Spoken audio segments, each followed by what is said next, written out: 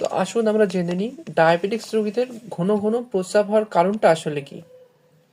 Diabetics রোগীদের যতগুলো গুরুত্বপূর্ণ লক্ষণ রয়েছে এর মধ্যে একটি গুরুত্বপূর্ণ লক্ষণ হলো ডায়াবেটিক্স হলেই তার ঘন ঘন ইউরিন পাস হয়, অর্থাৎ ঘন ঘন প্রস্রাবের চাপ আসে।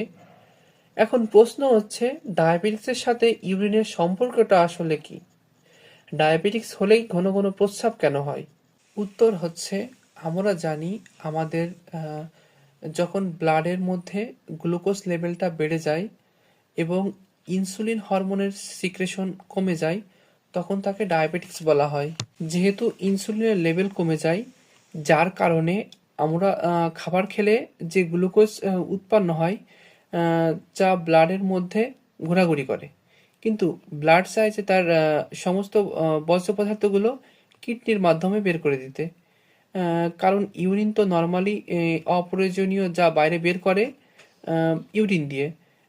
যখনই গ্লুকোজ ব্লাডের মধ্যে ঘোরাঘুরি করে তখনই কিডনি সেগুলো বের করে দেয়, আর সেটা হচ্ছে ব্লাডারের ভিতর জমা হয়, তার কারণে ঘন ঘন প্রস্রাব হয়।